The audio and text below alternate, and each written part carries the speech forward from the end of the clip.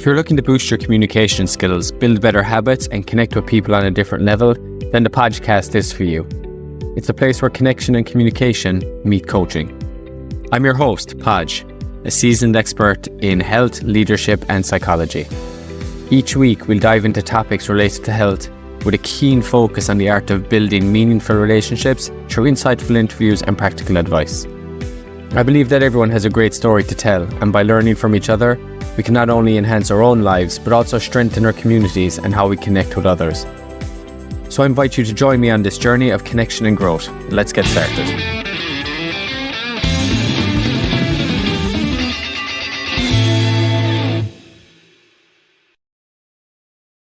Right, on to our wonderful guest of the morning.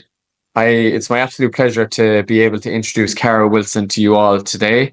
I'm going to leave Cara do her introduction, but Cara is a Noom coach and has been a Noom coach since around the COVID months of 2020. Cara, hello, how are you?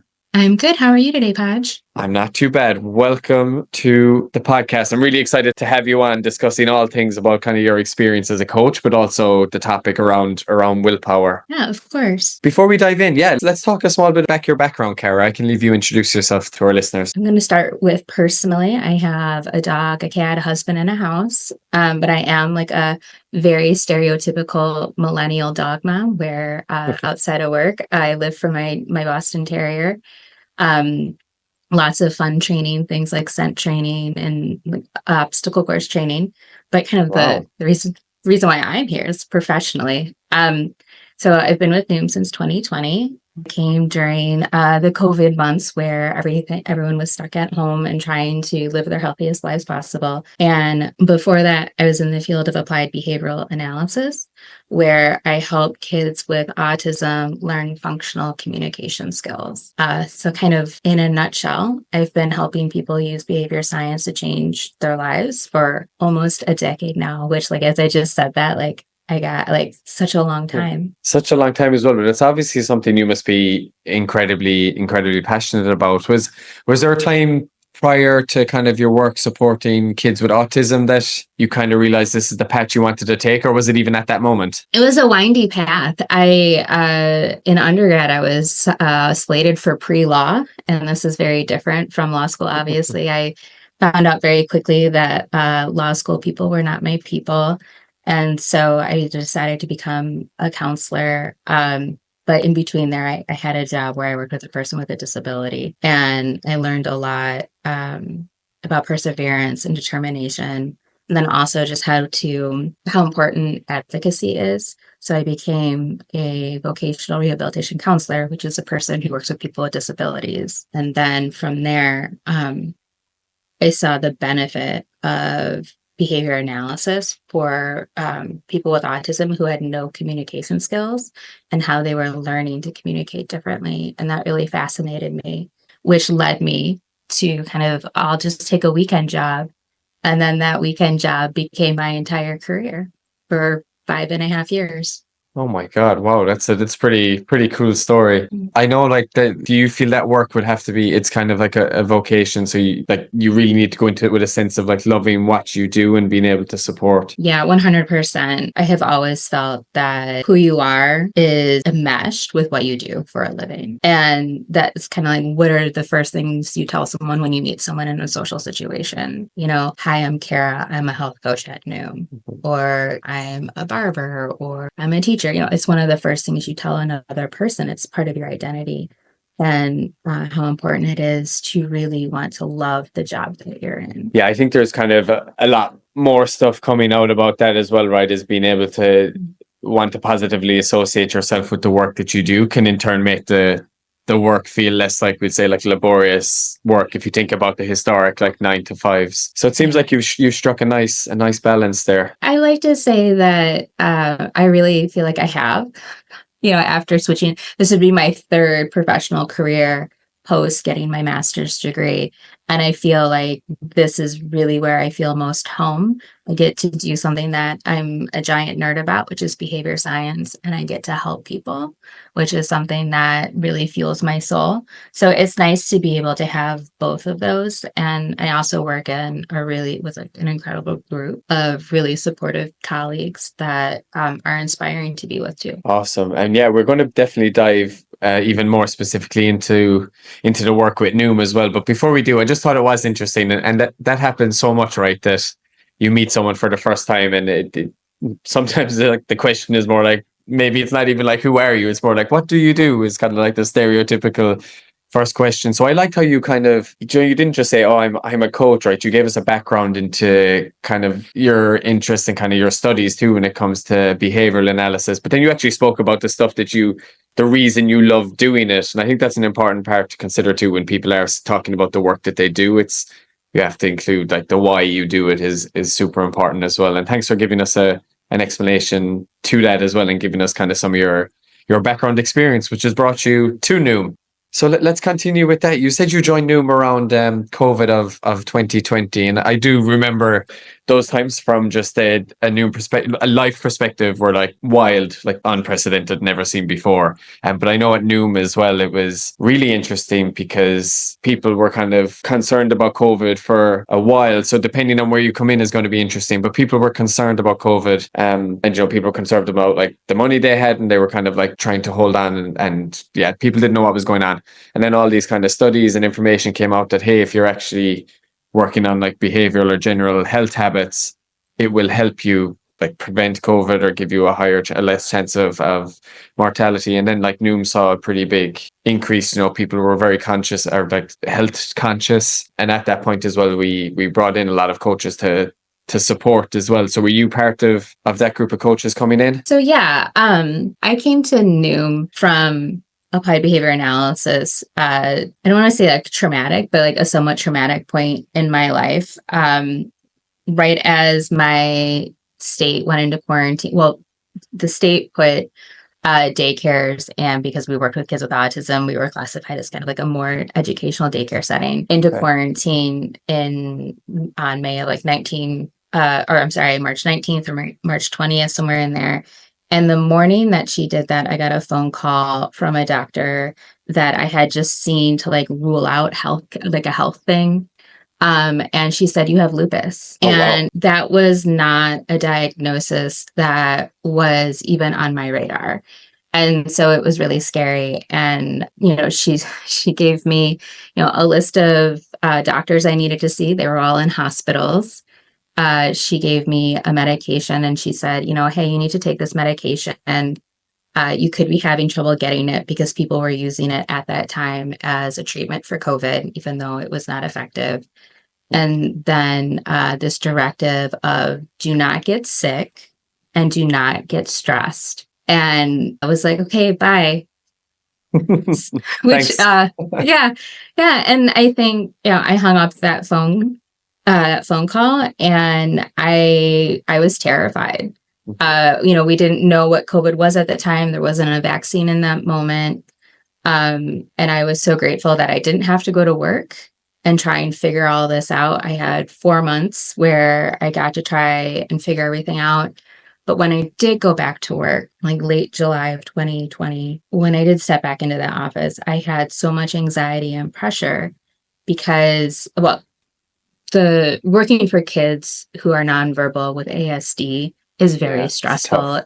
It is because you want to help the kiddo, you want to communicate with the parents. There's a lot of pressure. There's also training staff on how to do things and figuring out what's right. It's not like a cookie cutter, this is what you do.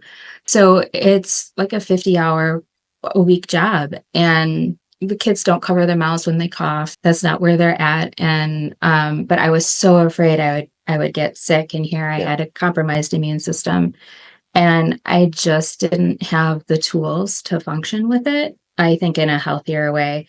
And I got really stressed, and I got really sick. So like head to toe joint aches, headaches, heartburn. I was nauseous I had like panic attacks, kind of like wasn't sleeping, like kind of you name like the typical stress markers. I had them and I couldn't control them.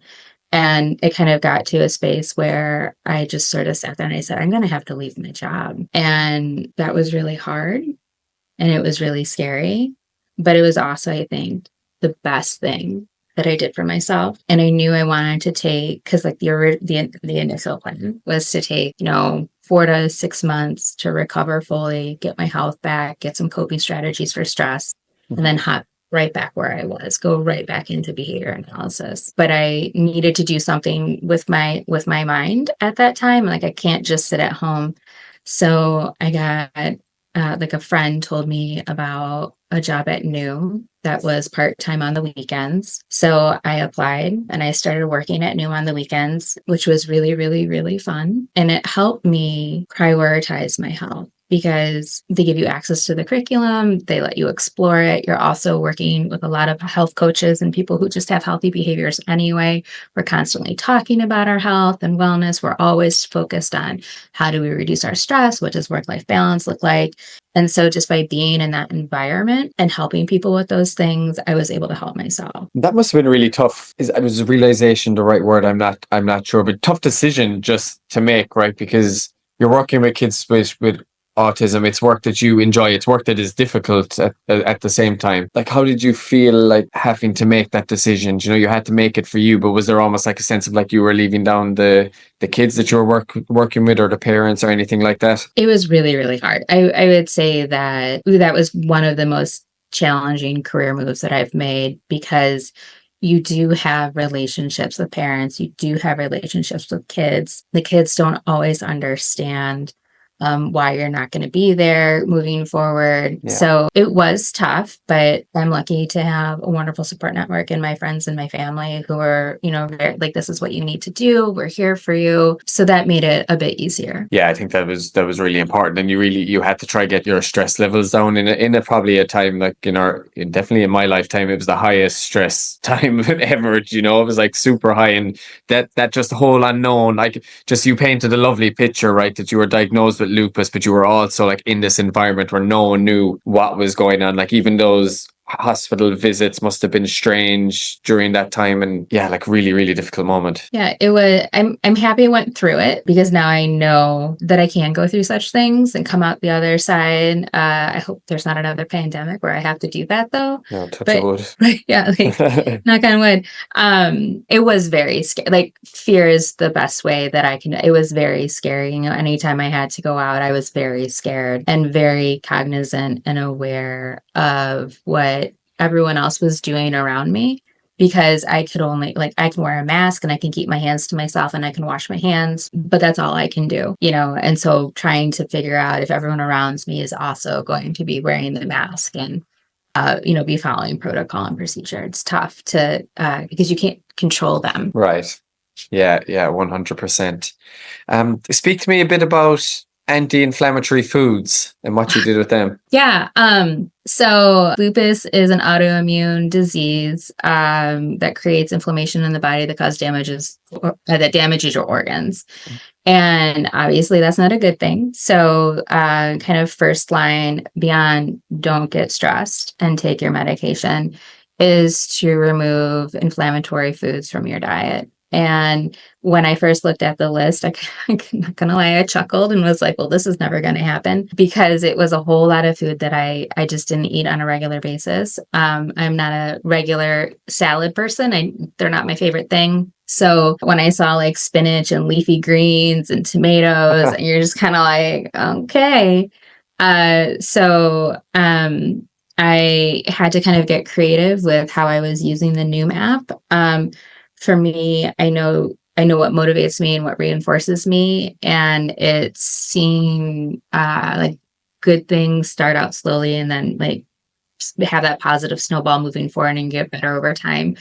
So I made the decision to log only anti-inflammatory foods in the Noom app. And then I would say, oh, I only got like 2. Like, okay, like, like, I guess I'll try and get 3 tomorrow. And so, while I'm still not a big salad eater, I do find clever uses for spinach. And I do try to focus on, like seasonings. Like right now, I'm like in a big phase of like exploring turmeric. Nice. So just getting really creative with how I'm adding these foods while also trying to like now, like, 4 years later, now trying to find sources of protein that aren't red meat.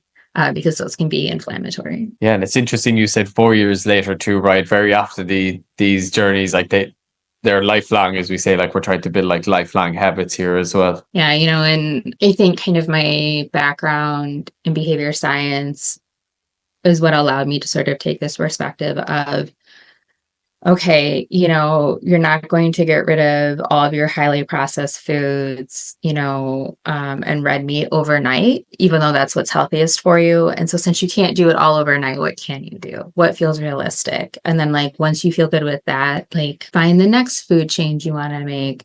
And so, I am eating, I would say like 85% differently than I was 4 years ago. Yeah. Very, very differently. And I feel a lot better because of how I'm eating.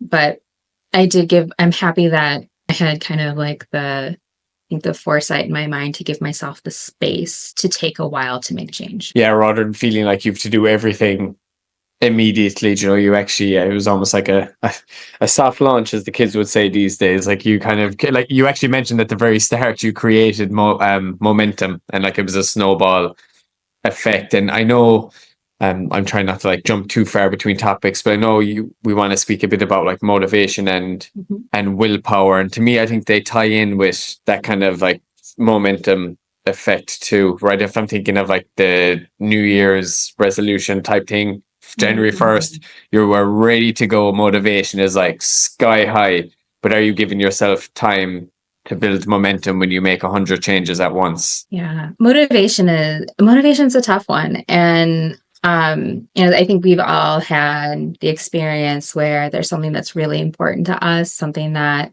we have really good, valid reasons for wanting to do. Like it's a worthy goal and our heart is 100% in it, but it feels out of reach because we just don't have the motivation. And how capricious motivation feels, because it feels like this thing that floats in and out of our lives at will, and that motivation is in control rather than us, and how like frustrating and defeating that experience is. Yeah, some people can be saying like, what's wrong with me? Like, why can't I get up and go to the gym? Or like, why can't I prep my meals? Like whatever it might be, like whatever, it could be like social pressure, it could be anything. But you take it internally, you're saying like, why amn't I like, why can't I be motivated? I see people online doing it. It looks easy. Yeah, and something that like as a coach, like my growth as a coach, that I've been thinking more and more about how we talk about ourselves and what's the impact of that. And, as you were just speaking, why can't I do it? What's wrong with me? The conversation you're having with yourself is that innately as a person, you can't be motivated. It's not about the behavior or the day, the environment. It's about you as a person having a deficit in this area where other people might not have that same deficit. And what a harmful way to feel about yourself. And I know this is something that you take to heart, right? It actually hurts. It hurts when you see kind of numerous use a few of these phrases. I think it might be good maybe to, do you want to walk through maybe a few of the phrases that cause you pain, and maybe how you support our numerous and building strategies around those? Yeah, for sure. Because I think that you'd be hard pressed to find a health coach whose heart doesn't hurt a little bit when they hear some of these things, picking up where we just left off with motivation. When a numer comes to me and they say like, I just don't have the motivation. I'm so frustrated. I'm so angry. I want to give up because I can't control my motivation. That's an overwhelming space to be in, because that person, I know them. I can see it on their face. They really want this. but they don't believe it's possible anymore because there's this motivational force that's missing and that it's their fault. Yeah. And so not only is that hard to be present with them in that moment because it feels awful and I want them to have joy in this journey, but kind of the behavior science perspective on motivation is so different. It's nothing about the person. It is nothing really about the behavior. It's about the reward. Something that I tell pretty early on all of my Noomers when I meet them is that no matter what we're doing, we are driven to seek reinforcement or reward. And sometimes it's immediate, like eating a piece of chocolate. Sometimes it's delayed gratification by, dedicating yourself really diligently to your healthy habits and losing weight. Other times it's going to work at a job you don't like to get a paycheck so you can pay the bills and have hot water. Those are all forms of rewards. And as just humans living on this planet, that is how we live our lives. We're always seeking a reward. And when it comes to motivation, that drive to do something is always increased when you have a really good reward or reinforcer in place. And so when we see a person, when like a behavior scientist sort of sees a person with low motivation, the first thing that we think about is, well, how rewarding is the behavior you're trying to do? And if it's going to the gym when you don't like going to the gym, so you can lose weight, so you can lose 25 pounds of weight, so you won't see that end number for 2 months plus. That's really delayed reinforcement for a behavior that's very difficult to do. So the conversation it's not you. It has nothing to do with you as a person. Like, it's behavior science. Like, behavior science says that for you, waiting 2.5 months to see a reward for a behavior that you don't want to do, it's not good enough. We have to do something else. So the conversation sort of becomes around, okay, what's a more immediate reward?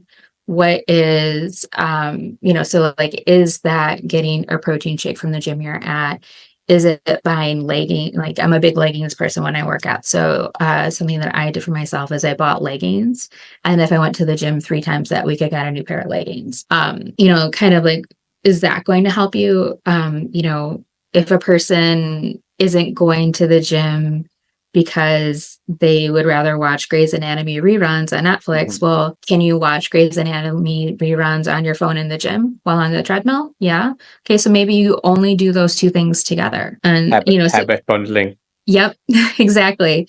And so it's about finding, what are the things that we can do to reduce effort or to increase the reward.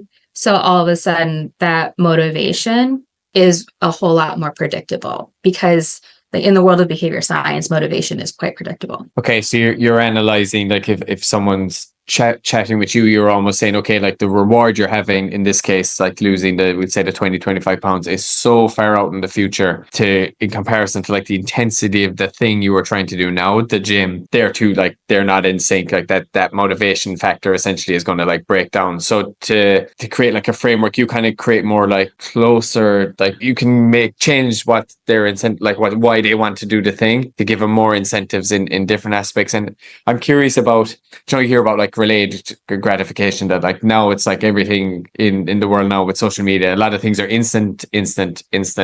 But how do you promote the instant or the delayed gratification while also helping them build their motivation in the current time? Like, that's what I'm trying to think is the fix. Because I'm thinking, if I'm going to the gym, it can't just be because I want to get a pair of leggings every week, right? It has to be something deeper eventually. Like, how do you merge those two? How do you use the initial incentive to create like a longer term effect? Yeah. So it's kind of, in this moment, I lean on like what we know about reinforcement to make motivation better. And so behavior science actually has like some very specific guidelines around reinforcement. So kind of the first one is, the more immediate the reinforcement, so that instant gratification, the more powerful the reinforcement. So even though losing 25 pounds is so, so important to you, because it is not an immediate change. It's oftentimes not the reinforcement you need to make a behavior change. And that is something that is one of the most difficult aspects of a health and wellness journey, is that oftentimes the goals that people set for themselves, like myself included, they are months away. They are not, I just got done with a workout. I've lost 2 pounds this week. My blood levels have normalized. My cholesterol is better. My A1C is done. That's not how it works. And so in order to get yourself to continue to do that behavior where it can become a habit, a more instant reward is typically kind of like the solution, is what's the more instant gratification. And so in terms of kind of like navigating delayed gratification, it does become tough, because instant gratification works so much better. Do you ever find after a while people start just doing the thing that they're trying to do because they end up loving it, like it grows on them and it becomes a habit? Absolutely, yes. So that's likely to happen kind of in a couple of different, in the wellness field. Like when I think about my Noomers, I've seen that happen in a couple of different places. So going to the gym tends to be something where people really, really, really don't like doing it. They don't. And then they find a class that they love, or community, or they find a trainer or an exercise or something that feels really good. And they start to put together, just through their own reflection and awareness, wow, I really noticed that I didn't go to the gym today. I really noticed it in my body. I need to go back to the gym. And so that kind of, to me, is like, oh, yeah, like that gym is reinforcing for you now. Like going to that place, like you've done the thing. You wanted to go to the gym and now you're doing it. And now it's a habit, because when you didn't do it, you noticed that you didn't do it. So that's kind of like the first one. The second one, and this is typically something I do with my Noomers who I've been working with longer, is to try to draw parallels between things that are going really well with the changes that they've made. So kind of like a less obvious example might be like if a Noomer reports that they have high acid reflux and they make a diet change and they've been avoiding all of these highly acidic foods or foods that will upset their stomach.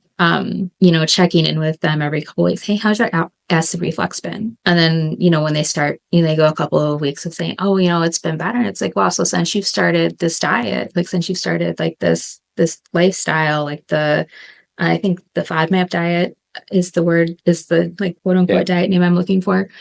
Since you've started that, you're feeling physically better. And then all of a sudden it's, oh yeah, I want to keep doing that because I realized I'm doing better. So you're kind of just giving them a reminder that the change they've made has been leading to them feeling better. There's such interesting techniques. And I really like how you're using motivation to just help people like achieve the goals that they want to achieve too. It's pretty clever, and steeped in behavioral science, which of course you're well versed in. And Cara, is there anything else? We kind of spoke about like, I don't have motivation anymore when someone comes to you with that, but what other kind of phrases kind of hit home for you and how you support our users? I don't have willpower, I don't have discipline. Like this one for me, I think hearing this is hard for me for two reasons. The first one is kind of similar to saying like I don't have the motivation. When people talk about discipline, they talk about it like it's a personality trait. It's innate to who they are. And so what they're saying is that innately they don't have willpower.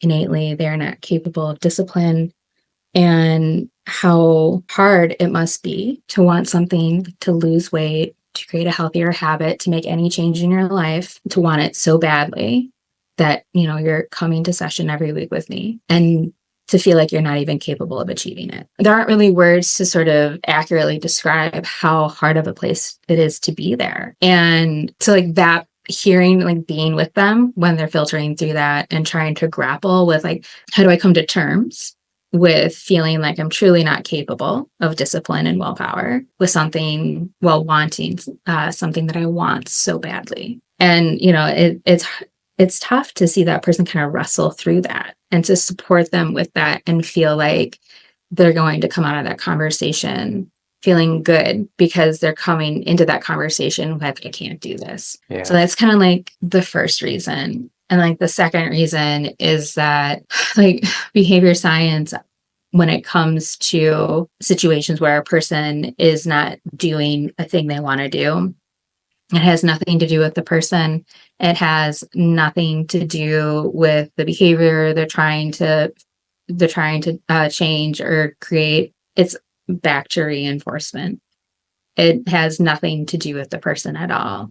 It goes back to kind of a similar idea that we talked about with the motivation. Do you even like going to the gym? Like, no. So why would you? Like, no, if you don't want to go to the gym, going to the gym every day, why would you don't want to? Why would you? It's kind of like, it's like, that's not what you want to do. Mm-hmm. And in a world where we are always seeking reinforcement, not doing something you don't want to do, like, that's not lack of willpower or discipline. That's not having the right reinforcement or reward in place. So it's like, it's a very different, like, non-personal perspective. But when you talk about yourself with willpower and discipline, it becomes very, very personal. Yeah, like you said, you feel like it's a trait that you either have or you don't have, which is pretty sad. Versus if you're of the opinion of a growth mindset type, it's something that can be worked on and be built as well. So it sounds like you have the similar frameworks for if someone comes to you saying, I have no motivation versus like I have no willpower. You have similar frameworks to bring it back to. A lot of it is about reinforcement and kind of doing what's attainable is another kind of thing I'm picking up from from what you're saying as well. If you don't like going to the gym, like, why are you starting to try do it when it's something you don't want to do in the first place? Yeah, because when it comes to changing behavior changes through reinforcement, because we are human nature wise. It is innate to who we are as human beings to always seek reinforcement. So a lot of the strategies that I work with on my Noomers, they are reinforcement based. I think something that comes in with like the lack of willpower or discipline is a little bit different than with the motivation, because with lack of willpower or discipline, often what you see is a person wanting to do something like not eat the chocolate or go to the gym, but they're doing something completely different, oftentimes the opposite of the thing. And so there's a different type of reinforcement that the person's engaging in. It's called, in behavior analysis, we call it negative reinforcement. And essentially, negative reinforcement is anytime you get relief from not doing something. So if you say you're going to go to the gym, but you hate going to the gym, not going to the gym is reinforcing, because it's relief from doing something you hate. Like if you are not wanting to eat chocolate, or like if you are supposed to go, let's say I'm going to just do like a more concrete, not health related example. If you are in a social situation, but you don't want to be in the social situation, making an excuse and leaving is a type of reinforcement. So like avoidance or finding relief is reinforcing. And so oftentimes when people talk about this willpower piece, this discipline piece, it's about this negative reinforcement. Like they're avoiding something or they're finding relief in something else that isn't the behavior they want to do. Whereas motivation is just not doing the thing, like not going to the gym. But in this case, the discipline and the willpower is like the negative reinforcement from actually not doing something you don't want to do. So not going to the gym in that example. Yeah. And I mean, like ultimately the way that you navigate the reinforcement is a little bit different. It's mostly the same, but it's a little bit different, right? It's how do you make the gym more reinforcing? Maybe it's not going to the gym. Maybe it's going for a walk. Maybe it is, playing with your kids outside. It doesn't have to be this painful thing if you're not going to do the painful thing. And, it's kind of, reinforcement is one of those principles in behavior science where you don't have to be an expert at it. You don't have to know everything about it. You don't have to, be an analyst, writing out like in analysis, you kind of write out a motivation, like you write out the behavior chain. You don't have to write out a behavior chain for this. You just have to know what you like and what you don't like, and be able to say, okay, if I'm not doing it, why aren't I doing it? And what are some things that I can like? There are some things that I like that I can attach to what I'm not doing, if that makes sense. It does. That's actually pretty empowering, right? Because I think, especially with all the information that's out there about everything, there's not knowledge is everywhere, right? So I think you could definitely go down a rabbit hole of accumulating knowledge or like knowing, because a lot of people know in terms of their health, like what is good and what is quote unquote not so good. But what's empowering about your statement there is like all that science, all that knowledge is there, but like it's there. You need to focus on you. And here's like a few simple questions for you to think about. Like that to me seems way more manageable. And I can just imagine people you're working with going like, oh, that's a bit of a stress relief. Now I can actually just talk about myself and make a change. Releasing pressure off of your shoulders is sort of like one of the most important things that, like, in my humble opinion, taking pressure off your shoulders is one of the most important things you can do during a health and wellness journey. And like learning how to remove pressure that frees you to be more in the present moment. It frees you to be more focused on what's really important and allows you to focus on just the one thing you need to focus on. And something that a lot of Noomers, and I think this is true of anyone on a health and wellness journey, is there's so much pressure on that weigh-in. There's so much pressure anytime you order food at a restaurant. There's so much pressure.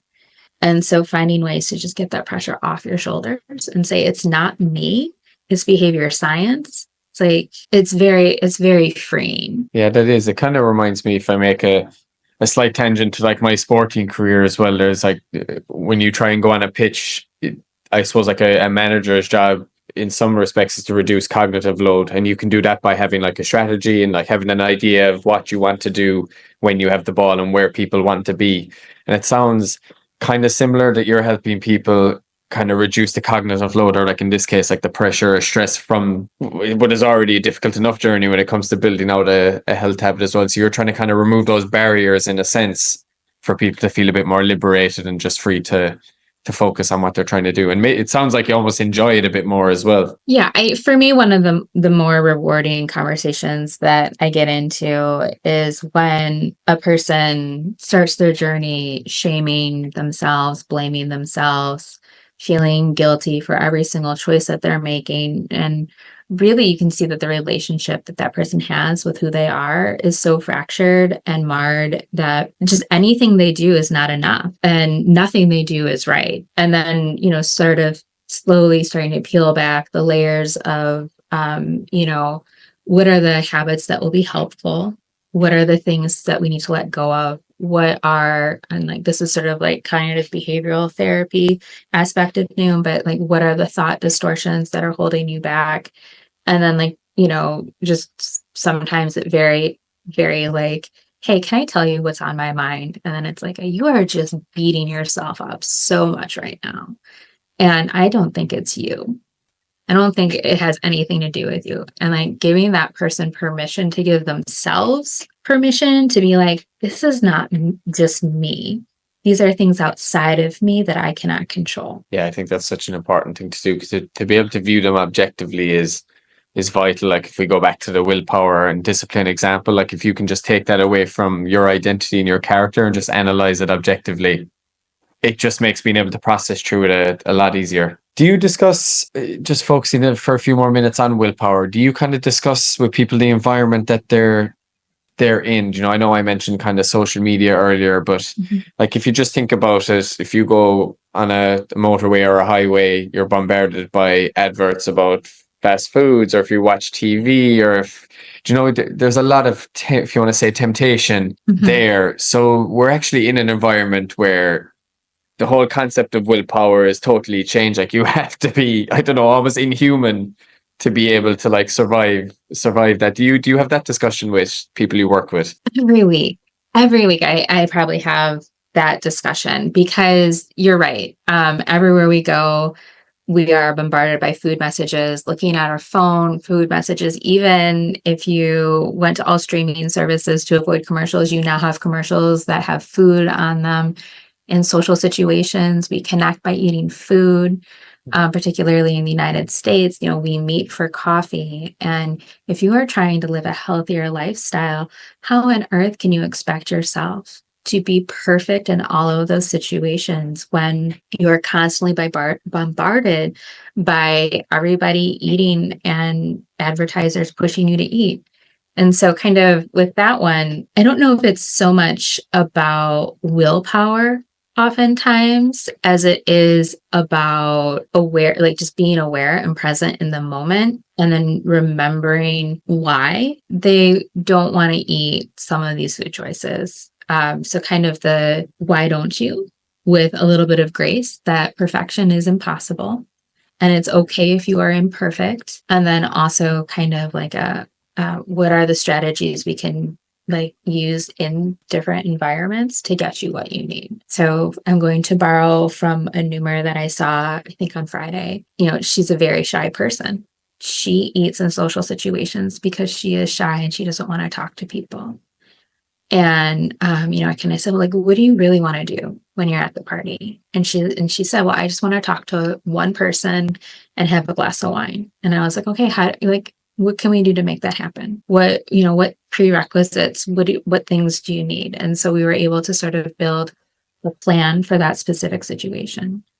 And I know the next time that she's going to come to me, she's like, I'm really nervous. I've got a social situation. It's like, okay, last time I gave you a step-by-step strategy. Let's do that again. What do you want it to look like? And then it becomes sort of like a ingrained, okay, I'm going to go to a social situation. Here are the things I want to do to navigate it differently. I think kind of something that we if I may be bold and just say we as a society, we forget how much we lean into our environment and sort of take the environment away and with how we interact with humans and our behavior choices. And in behavioral analysis, we have something called the stimulus delta, or the stimulus delta, SD. Been a minute. Forgive me if I'm wrong. We call the letters are SD. And that essentially says a behavior is more or less likely to happen if we're in a specific environment or if there's an environmental cue. And so ultimately, what that means when we talk about motivation, reinforcement, when we talk about discipline, the environment is the thing that is most likely going to change how we behave. There will be something in our environment that will have us acting one way or another. And when we're teaching kids how to maybe have a more functional form of communication, the SD is the instruction that we give that person to cue their behavior. Only for people who are just living in their day-to-day lives, that cue is just the environment that they're in. And, so it's in behavior now, it's very contrived. But as we live our lives, it's not contrived. And that controls our behavior far more than what we give it credit. I don't even know where to go with this next. It's pretty fascinating. Go ahead. I was going to say, I know that's that was a very roundabout answer to sort of sit there and say, it's our environment truly does control our behavior way beyond what we give it credit for. And taking the time in our home, on a health and wellness journey to modify our environment is pretty easy. So some people choose to not have triggering foods in the house. Some people will package in bag before they leave in the morning so they don't have to do the extra step. These are all little things that you do in your environment. You hide the cookies, or you ask, your husband to only bring in white, I ask my husband to only bring in white meat chicken into the house. And so, those are my ways of controlling my environment. And that makes the motivation and the willpower piece of making these choices so much easier. But when you are in a restaurant where there are people who understand, who are marketing, right? They're marketing to us. They're making food look more delicious than what it is. All of our friends are eating. Those are things we can't control. And so it does play around with how willpower and motivation work. And so playing around with what your plan is in those moments gives you a little bit of control at a time when you feel like you have none. You've kind of just fascinated with me. Now I'm second guessing every environment I'm in and how it's been probably I'm just controlling me more than I even realized. Oh, it's so interesting. Yeah, thank you so much for diving in around motivation and definitely around, we're obviously speaking about willpower and discipline there. I'd love, if we begin to wind down with the conversation, do you have a few key takeaways to leave our listeners with today? Yeah, I think kind of for me, like the first one is that 9.9 times out of 10, it is not you. It is behavior science. We really are controlled by a set of very specific principles. I shouldn't say control, but like we behave according to a very specific set of behavior science principles. They are validated by tons and tons and tons of research. And if you're doing something and you're not following, it's not you. Like if you want to do something and you're not doing it, it's not you. It is behavior science. And it's about trying to figure out what things you can do to make the behavior that you want more likely to happen. So take that pressure off of yourself. Don't beat yourself up for not doing the thing, because it's not you that didn't do the thing. It's behavior science that had you not do the thing. So I think that's one. Two, I think we're afraid to reward ourselves. Kind of, in health and wellness, it's hard to find non-food rewards. So if you're trying to lose weight and rewarding yourself with food, maybe that's, that feels like it's not possible, right? But finding a way to reward yourself for the little wins and even more for the bigger wins, but especially for the little wins. Reward. Find ways to celebrate everything. Share your wins as much as you feel comfortable. Like reward yourself for doing the small stuff. My last one is that you need to believe in yourself.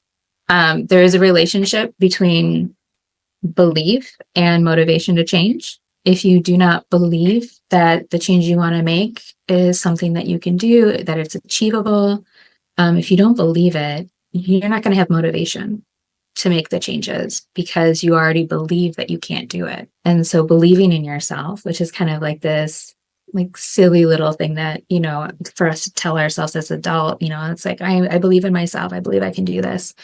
It's one of the most important things you can do, because if you truly don't believe that you can, you won't. And I can even see by our discussion here today that the people that you work with, you help them see that belief in themselves, by doing the tricks, doing the things that we said, by kind of removing associations away from them, making it more objective, and then just giving them that sense of power almost, it's up to you. Don't forget about all, there's loads of science out there. We can use it to our benefit, but ultimately it's you, and you need to do the things that you like and the things that you can do and reward yourself for them. Cara, what a wonderful conversation. I feel we're only the tip of the iceberg when it comes to behavioral science, and we'll definitely have to get you back on again to discuss topics in more depth. But thank you so much. Your time is incredibly valuable. I appreciate you. Well, thank you for having me, and I would love to come back. Awesome. Yeah, absolutely. We'll have to organize that. Thank you so much, folks. Thank you everyone who jumped in. We were listening to Cara Wilson, who of course is a coach here at Noom. Once again, thank you so much to our guest, Cara Wilson, for jumping on today. And I hope you all have a lovely rest of your day. Thanks, folks. Take care.